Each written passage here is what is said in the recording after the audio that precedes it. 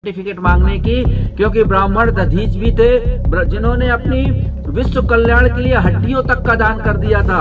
ब्राह्मण परशुराम भी थे जिन्होंने श्री राम के लिए पूरी अपनी शक्तियां दे दी थी।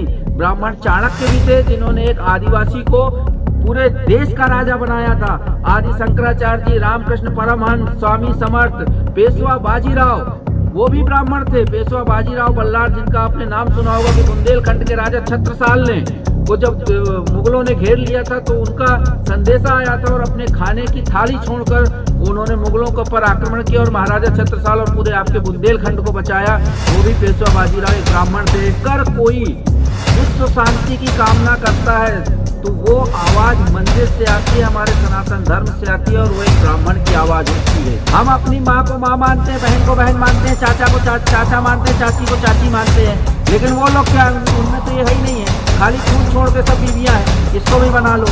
हमारे धर्म में गाय को पहली रोटी खिलाई जाती है, उनके यहाँ गाय के साथ रोटी खाई जाती है।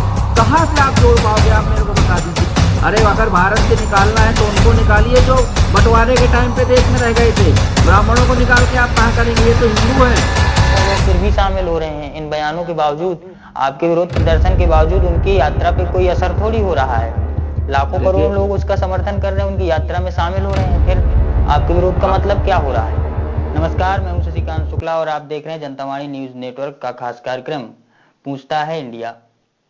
जेएनयू के कुछ छात्रों ने दीवारों पर रात के अंधेरे में लिख दिया कि ब्राह्मणों और बनियों भारत छोड़ो, और उसके बाद पूरे देश की मेन स्ट्रीम मीडिया और सोशल मीडिया पर लगातार मीम्स के जरिए और पोस्टों के जरिए आप खोलेंगे तो सिर्फ वही दिख रहा है कि ब्राह्मण पक्ष के लोग हैं, जो ब्राह्मण बनिया सवर्ण पक्ष के लोग हैं, वो अपनी तरफ से कुछ लिख रहे हैं और दूसरी तरफ से प्रतिक्रियाएं हो रही हैं।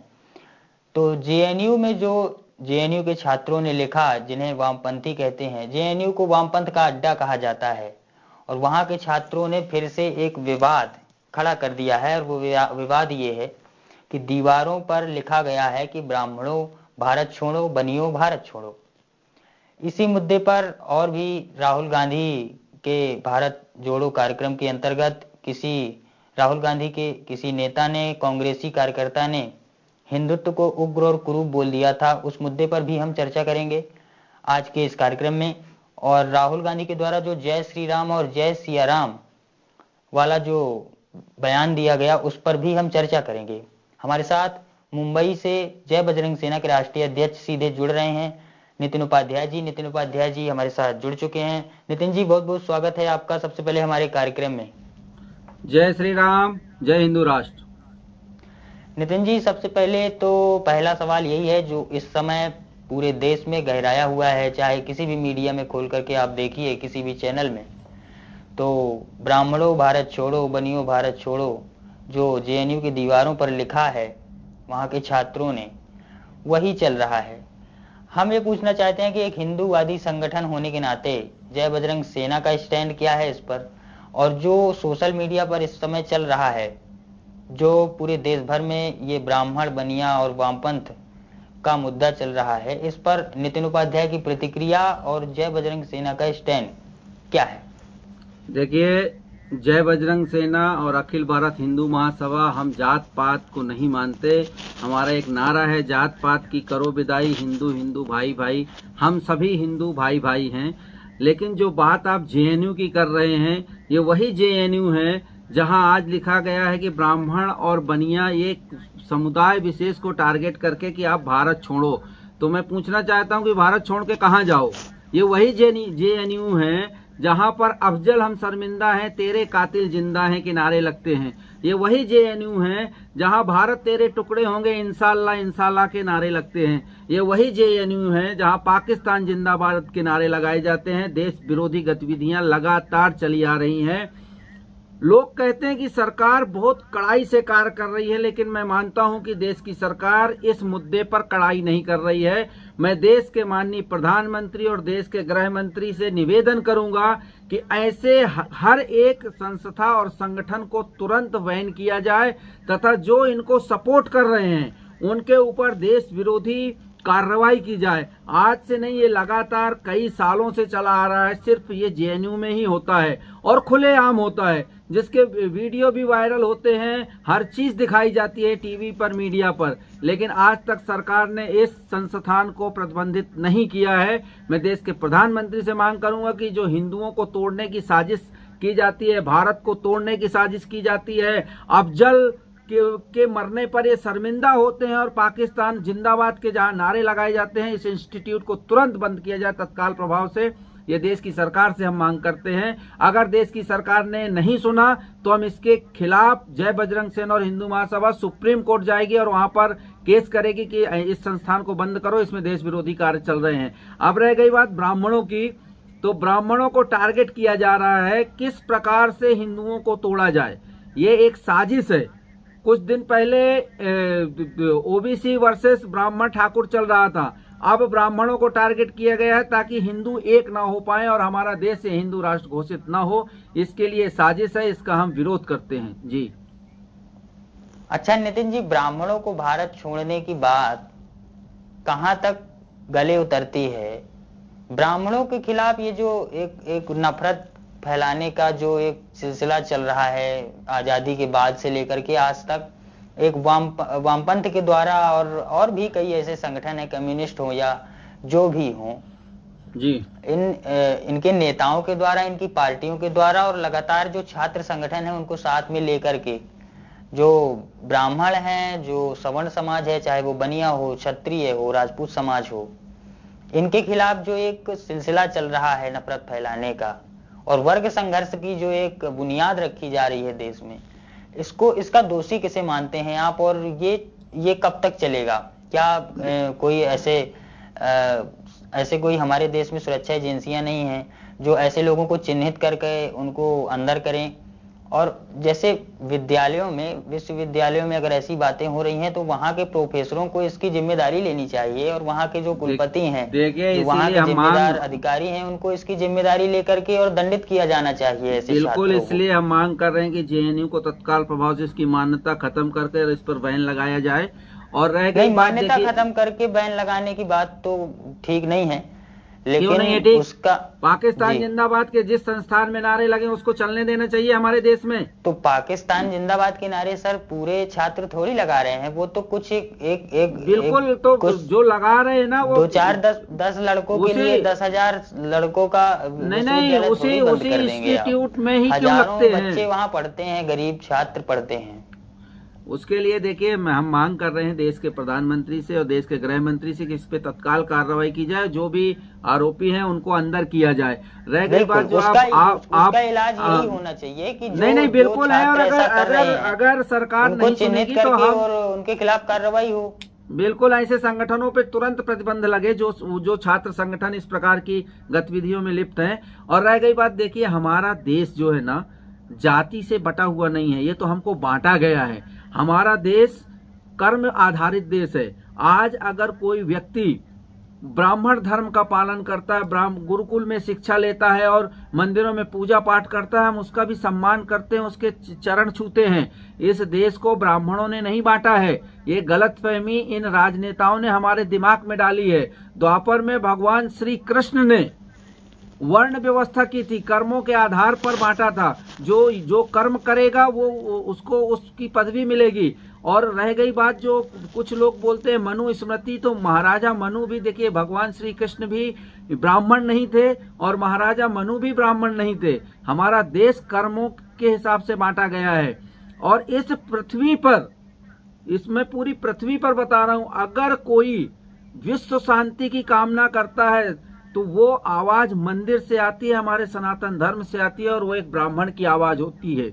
और वो ब्राह्मण ही है जो पृथ्वी शांति रापा सर्वे भवंति सुखना का नारा लगाता है और पूरे देश को, हर वर्ग को, उसमें सभी जातियां आ जाती हैं, पशु पक्षी सबको सुखी रहने के लिए सनातन धर्म के उसमें मंदिरों से आवाजें लगाते हैं। तो हमारे ब्राह्मणों का ये क्या है, ब्राह्मण थोड़ा उनको टारगेट इसलिए किया गया है कि ब्राह्मण सुदामा भी है और ब्राह्मण परशुराम भी है, तो उनको आक्रोशित किया जा रहा है। और मैं सभी ब्राह्मण बंधुओं से निवेदन करूंगा कि इनके चक्कर में आकर बिल्कुल आवेशित ना हो। इस प्रकार के नारे अगर उनके हिम्मत होती तो दिन में लगाते। ब्राह्मणों को कोई जरूरत नहीं है उस जेएनयू के उन छात्रों से सर्टिफिकेट मांगने की, क्योंकि ब्राह्मण दधीच भी थे जिन्होंने अपनी विश्व कल्याण के लिए हड्डियों तक का दान कर दिया था। ब्राह्मण परशुराम भी थे जिन्होंने श्री राम के लिए पूरी अपनी शक्तियां दे दी थी।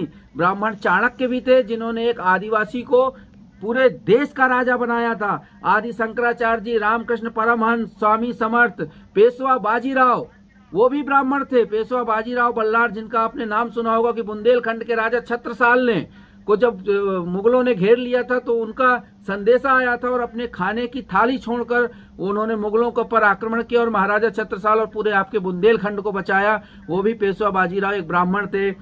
बहुत सारे ब्राह्मण हैं। मंगल पांडे जी, जिन्होंने स्वतंत्रता संग्राम की लड़ाई, राजगुरु तात्या टोपे, चंद्रशेखर आजाद भी ब्राह्मण थे। वीर सावरकर जो हिंदू महासभा के प्रथम राष्ट्रीय अध्यक्ष रहे, वो भी ब्राह्मण थे। भारत रत्न बाल गंगाधर तिलक, वो भी ब्राह्मण थे। रानी लक्ष्मीबाई, वो भी ब्राह्मण थी। तो देखिए, इन जेएनयू के 2 कौड़ी के लोगों से ब्राह्मणों को सर्टिफिकेट लेने की कोई आवश्यकता नहीं है। और दूसरी बात बताऊं कि इनको सिर्फ ब्राह्मणों को आक्रोशित किया जा रहा है ताकि ब्राह्मण आवेश में आवे, कुछ गलत करे, और जो हमारा देश एक हिंदू राष्ट्र की तरफ जा रहा है वो हिंदू राष्ट्र नहीं बन पाए। ये साजिश उन जिहादियों के द्वारा रची जा रही है। मैं देश के सभी ब्राह्मणों से निवेदन करूंगा कि शांति व्यवस्था बरकरार रखें। हम सरकार से मांग करेंगे कि ऐसे लोगों को चिन्हित कर तत्काल कार्रवाई करें और इनको अंदर डालें। और जो ये ब्राह्मणों पे, कभी ठाकुरों पे, कभी वैश्यों पे ये जो करते रहते हैं ना, ये सिर्फ बांटने की राजनीति है और ये राजनेताओं का काम है। और जेएनयू को समर्थन कौन करता है? वही कांग्रेस पार्टी जो भारत जोड़ो यात्रा निकाल रही है। अब आप बताइए कि एक तरफ आप भारत जोड़ो यात्रा निकाल रहे हैं जो कि कभी टूटा ही नहीं था, तोड़ा भी तो कांग्रेस ने, और एक तरफ आपके लोगों के द्वारा ब्राह्मणों को भारत से निकालने की बात कही जा रही है। अरे अगर भारत से निकालना है तो उनको निकालिए जो बंटवारे के टाइम पे देश में रह गए थे। ब्राह्मणों को निकाल के आप कहाँ करेंगे? ये तो हिंदू हैं और हम सभी हिंदू हैं, और हिंदू महासभा जय बजरंग सेना का एक ही नारा है, हम सिर्फ और सिर्फ हिंदू हैं। और जिस दिन हम हिंदू हो जाएंगे ना, ये जेएनयू में जो रात को लिखते हैं ना, वो भी लिखना भूल जाएंगे। जी नितिन जी, एक और मुद्दा है जिस पे आज हम आपसे चर्चा करना चाहते थे। राहुल गांधी की भारत जोड़ो यात्रा कार्यक्रम में किसी कांग्रेसी कार्यकर्ता ने एक कार्यक्रम में, अपने मध्य प्रदेश में ही वो कार्यक्रम हुआ, और उस कार्यक्रम में किसी कांग्रेसी कार्यकर्ता ने हिंदुत्व को कुरूप और उग्र बोल दिया। उसके बाद आपने भी बड़ा विरोध प्रदर्शन किया, उज्जैन में उनका कार्यक्रम नहीं होने दिया। भस्म आरती के कार्यक्रम में आपने बड़ी बाधा उत्पन्न की और राहुल गांधी को 2 दिन पहले ही छोड़कर जाना पड़ा उज्जैन। मुझे ये बताइए कि ये जो कांग्रेसी कार्यकर्ता के द्वारा जो कहा गया उग्र और कुरूप हिंदुत्व, तो वो तो उन्होंने भाजपा के लिए टिप्पणी की थी। अब आप उनका विरोध पूरे मध्य प्रदेश में उनकी यात्रा कर रहे हैं। राहुल गांधी का विरोध आप क्यों कर रहे हैं? वो तो एक कार्यकर्ता की गलती थी। देखिए, यही तो एक राजनीति है कि भाजपा के हिंदुओं को उन्होंने उग्र और कुरूप बोला। अरे हिंदू लेकिन का मतलब नहीं, मैं तो मुझे ये पूछना है कि आप इतना विरोध कर रहे हैं और भारतीय जनता पार्टी जैसा बताती है कि इतनी बड़ी पार्टी है, लेकिन राहुल गांधी की यात्रा में तो हजारों लाखों लोग फिर भी शामिल हो रहे हैं। इन बयानों के बावजूद, आपके विरोध प्रदर्शन के बावजूद उनकी यात्रा पे कोई असर थोड़ी हो रहा है। लाखों करोड़ों लोग उसका समर्थन कर रहे हैं, उनकी यात्रा में शामिल हो रहे हैं, फिर आपके विरोध का मतलब क्या हो रहा है? देखिए, आप जाइए और कभी उनसे पूछिए कि आप कहाँ से आए हो, वो बताएंगे। और पत्रकार लोग ये स्टंट करते रहते हैं, सब भाड़े के लोग हैं। और सबसे पहली बात बता दूं कि हिंदू कोई कांग्रेस, भाजपा, समाजवादी या बहुजन समाज पार्टी का नहीं। हिंदू सिर्फ हिंदू है। ही से हिमालय से लेकर सिंधु तक रहने वाला हर वो व्यक्ति हिंदू है। वो भाजपा का हिंदू अलग, कांग्रेस का हिंदू अलग, समाजवादी का हिंदू अलग। यही तो तोड़ने की और बांटने की राजनीति है। वही तो मैं आपको समझा रहा हूं। और सबसे बड़ी बात बता दूं कि राहुल गांधी खुद हिंदू नहीं है। राहुल गांधी जो अपने आप को हिंदू बता रहे हैं ना, वो सिर्फ हिंदुत्व का ढोंग कर रहे हैं। राहुल गांधी हिंदू है ही नहीं है। राहुल गांधी पारसी है, क्रिश्चियन। क्योंकि राहुल गांधी राजीव गांधी के बेटे हैं और राजीव गांधी की माता जी का नाम पूर्व प्रधानमंत्री स्वर्गीय श्रीमती इंदिरा गांधी जी था और इंदिरा गांधी जी के पति फिरोज गांधी थे। फिरोज गांधी एक पारसी परिवार से में उनका जन्म हुआ था और उनका जन्म भी बम्बई में हुआ था। उनके पिताजी का नाम जहांगीर जी था और मुंबई के खेतवाड़ी में नौरोजी नाटक वाला भवन में रहते थे। तो ये पारसी है, हिंदू तो है ही नहीं है। तो जब खुद वो हिंदू नहीं है और हमको हिंदुत्व का पाठ पढ़ा रहे हैं, और उनके जो उसमें बोला गया है कि उग्र और कुरूप हिंदुत्व के सामने राहुल गांधी जी बंधुत्व की राजनीति करना चाह रहे हैं और कर रहे हैं। मैं पूछना चाहता हूँ राहुल गांधी जी से कि देखिए, राहुल गांधी जी ज्ञानी हैं, पढ़ाई लिखाई की है, लेकिन उन्होंने सब विदेश में की है। उनका पहली बात तो हिंदू है नहीं, पारसी हैं। दूसरी बात आपको बता दूं कि उनके जितने भी रिश्तेदार हैं सब इटली में रहते हैं। उनकी माँ इटली की, मामी इटली की, मामा इटली के, मौसी इटली की, मौसिया इटली के। इंडिया के तो है नहीं कि उनको कुछ इंडिया का ज्ञान हो। और जिनके साथ वो बंधुत्व की राजनीति हमको सिखा रहे हैं, किसके साथ सिखा रहे हैं, किस कौम के साथ सिखा रहे हैं?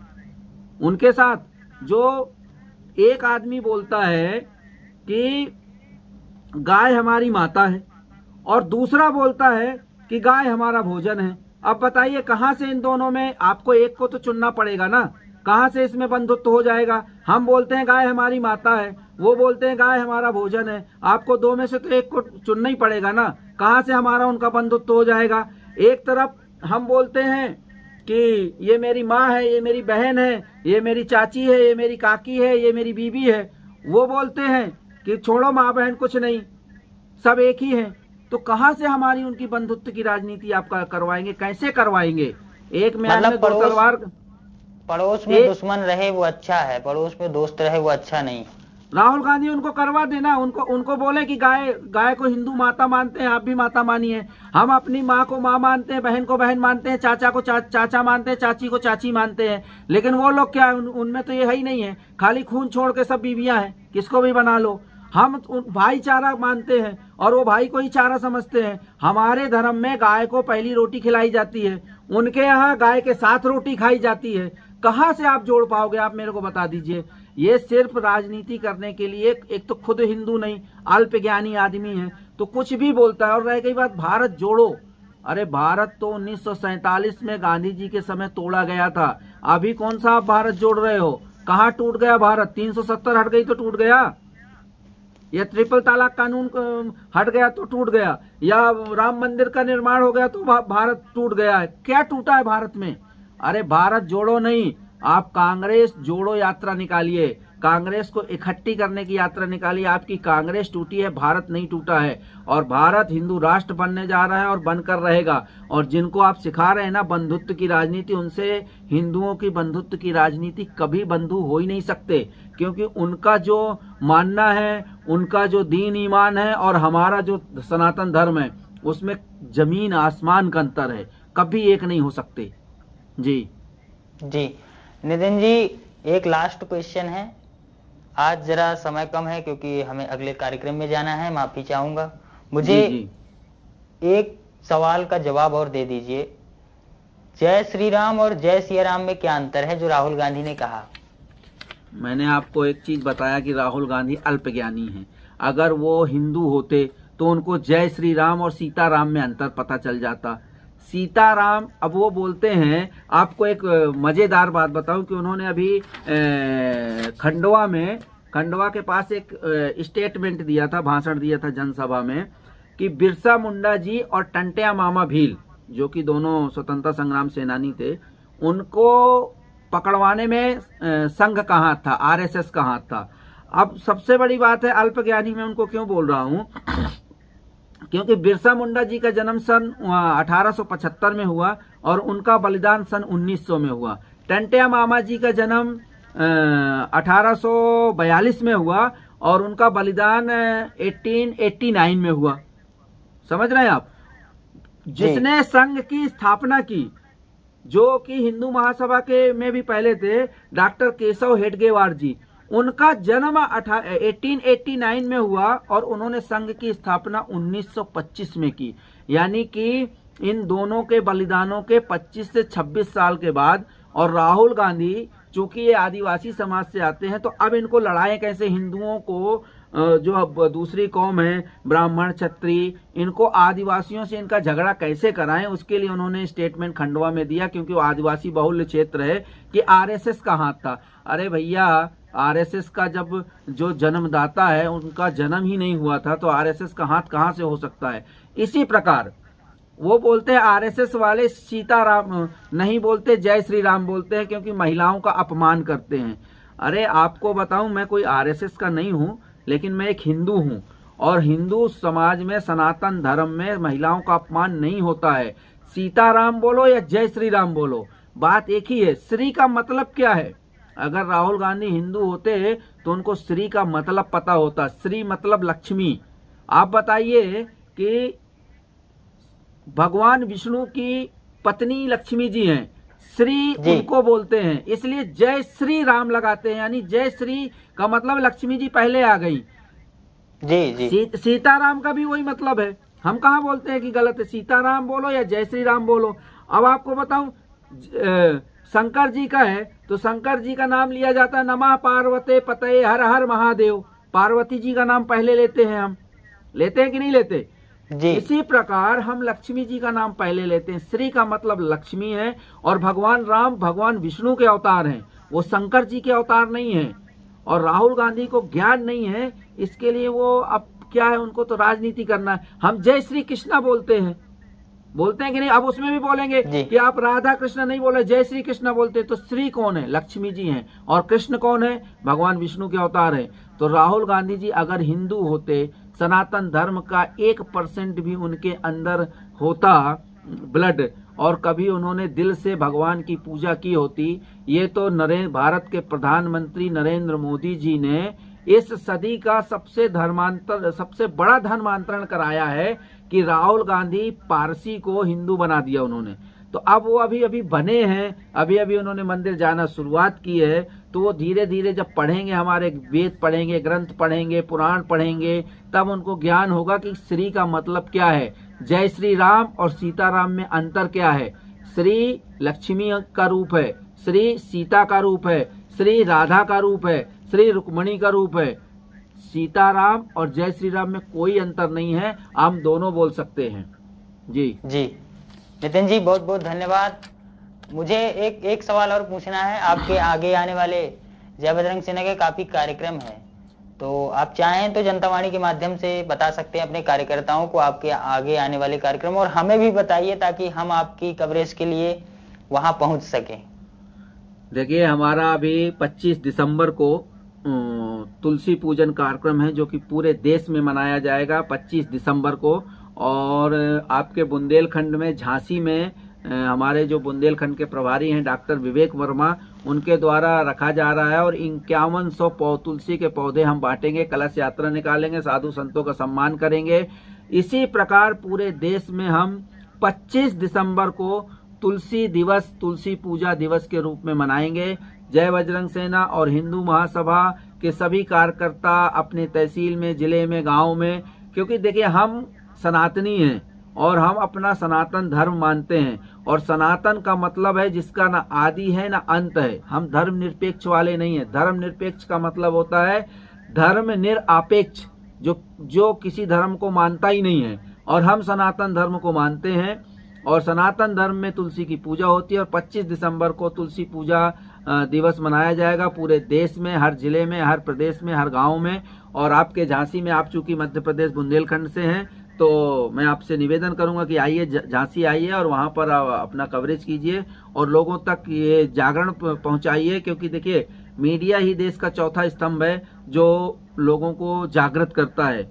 और रह गई बात, जिस मुद्दे पे आपने बात की थी, तो मैं देश के सभी ब्राह्मण बंधुओं से निवेदन करूंगा कि बिल्कुल आक्रोश में मत आइए, किसी प्रकार की कोई भी टिप्पणी या किसी प्रकार का ऐसा कोई वाद विवाद मत करिए। हमको जेएनयू के छात्रों से या जेएनयू के उन 4 चमचों से जाति का सर्टिफिकेट लेने की कोई आवश्यकता नहीं है कि ब्राह्मणों ने क्या किया, क्षत्रियों ने क्या किया, वैश्यों ने क्या किया, शूद्रों ने क्या किया। हम सिर्फ हिंदू हैं, और हम हिंदू बनकर इस देश को हिंदू राष्ट्र बनाएंगे, ये सौगंध लेते हैं। अगर हम इतना कर लेंगे तो ये कुछ दिन में लिखना ही बंद कर देंगे। अगर इनकी हिम्मत होती तो दिन के उजाले में लिखते, रात के अंधेरे में तो चोर आते हैं। तो मैं सभी से निवेदन करूंगा, आपके चैनल के माध्यम से, आपके सभी दर्शकों से, कि एकजुट होकर, ये समय है एकजुट होने का, सबको एक साथ आने का। अगर हम एक साथ एक मंच पर आ गए ना, तो 20% हैं और हम 80% हैं। ध्यान रखिए, अपनी ताकत हमारे अंदर है, दिखाने की जब जरूरत होगी जब दिखाएंगे। जी जी, बहुत बहुत धन्यवाद नितिन जी हमारे साथ इस कार्यक्रम में जुड़ने के लिए। जय श्री राम। आपके सभी दर्शकों को जय हिंदू राष्ट्र, जय श्री राम। जी, तो हमारे साथ मुंबई से जय बजरंग सेना के राष्ट्रीय अध्यक्ष नितिन उपाध्याय जुड़े हुए थे। उनसे हमने देश के विभिन्न मुद्दों पे चर्चा की और बड़ी ही विश्लेषणात्मक चर्चा हुई है। आपको बहुत बहुत धन्यवाद। हमारे इस कार्यक्रम से आप सभी जुड़े, उसके लिए आप सभी का धन्यवाद। और रही बात ब्राह्मणों को इस देश से निकालने की, तो जिन लोगों ने उन दीवारों पर लिखा है ब्राह्मणों को भारत छोड़ने के लिए, उनके हजारों पीढ़ियां भी अगर पुनः लौट करके आ जाएं तो वो भी ब्राह्मणों को इस देश से नहीं निकाल सकती। तो ये सब बातें फर्जी हैं, इन बातों का कोई मतलब होता नहीं है। और ब्राह्मणों को भारत छोड़ने की बात कहना, ये सिर्फ एक राजनीतिक लाभ के लिए कुछ संगठन करते हैं और वर्ग संघर्ष करवा करके अपनी राजनीतिक रोटियां सेकना और अपनी राजनीति चमकाने के लिए। और कुछ छात्र भी होते हैं जो कन्हैया कुमार की तरह बड़े नेता बनना चाहते हैं, उनके पास कोई और चीज है नहीं है, तो अपना इसी के लिए यही करके अपना नाम करना चाहते हैं और इससे ज्यादा कुछ है नहीं है, तो उस बात को अधिक सीरियस लेने की आवश्यकता है नहीं। तो आप सभी इस कार्यक्रम से जुड़े, आप सभी का बहुत बहुत धन्यवाद। जनता वाणी के YouTube चैनल को सब्सक्राइब और Facebook पेज को लाइक कर दीजिएगा। नमस्कार, जय हिंद।